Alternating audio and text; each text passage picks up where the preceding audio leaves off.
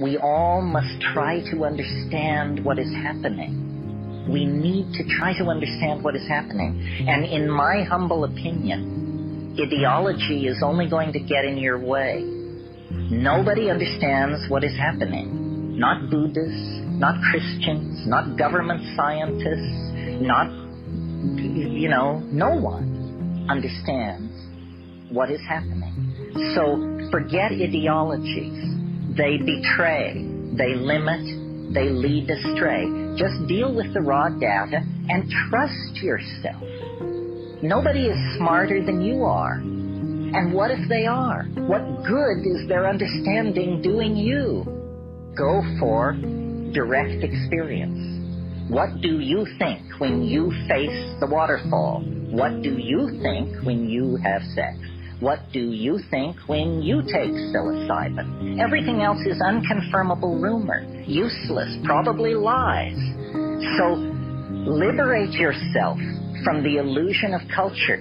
Take responsibility for what you think and what you do.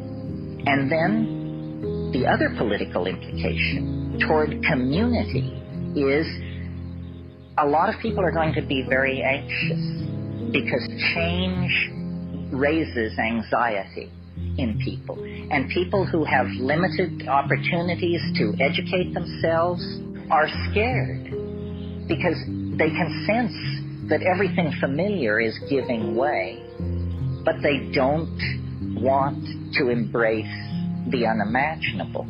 These people need to be reassured. They need to be reassured by example and by hearing optimistic and reasonable rhetoric about the future. Selling the future as an 8-alarm fire, which is how the media does it, only makes a sane future impossible. So we need a responsible approach to thinking about the future. And it means taking personal responsibility for your drug taking, for the ideas, the memes that you push into society, and for the images that we share among ourselves. One of the great truisms of the New Age is that images can heal. But I've never heard anybody discuss the obvious contra-implication, which is images can make you sick.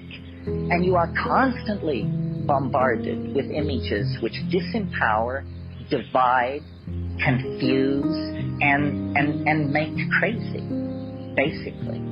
So I think the reason psychedelics are such political dynamite in any culture is because they dissolve cultural assumptions. The scales fall from people's eyes and they say, does this make sense? Does my job make sense? Does my relationship make sense to my significant other, to my government, to my children, to my environment? Do these relationships make sense?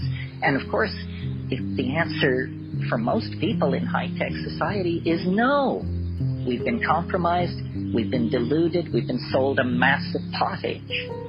The way out, then, is personal responsibility, new operating systems downloaded from outside of culture, which means from the deeper wisdom of the psychedelic plants, and then a commitment to community and a motto of to the future without fear. Without fear.